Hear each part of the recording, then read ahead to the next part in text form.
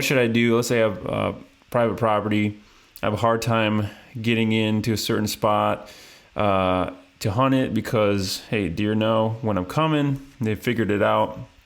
So what would you suggest people do knowing this about deer to just, I guess, kind of train them instead of the other way around? But there's where you're right. Deer are very easily trainable. But so those hunters that have the ability to get to their property and get on their property um, consistently, whether that's once a week, once every other week, multiple times a week, the more the better, in a sense.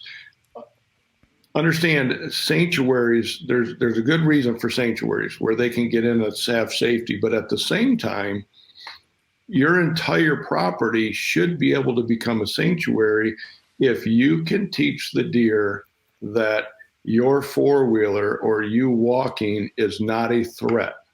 Once you no longer become a threat to them, they're not going to leave the area. They're not going to carry you in there, but you have to stay consistent with what you do. Follow the same path, follow it the same direction, follow it the same time of day, whether it's morning, evening, or both.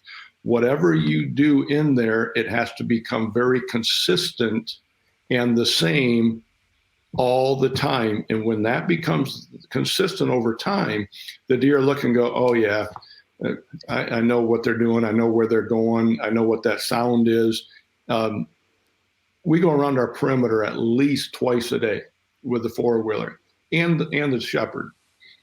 We literally now have wild deer bedding within 10, 12 feet of the path, and they don't even get up out of their bed.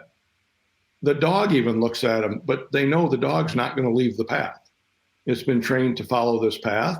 It's been trained to stay in front of the machine. They know the sound of our machine.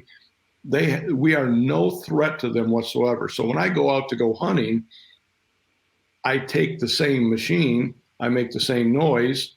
It doesn't have the dog, but I just go, and when I turn it off, I go up into my tree stand. That sound and that machine sitting there is no threat to those deer, and they simply come out into the feeding areas in the evenings or mornings and think nothing of it. And hunters can do the same thing with their properties and training their deer.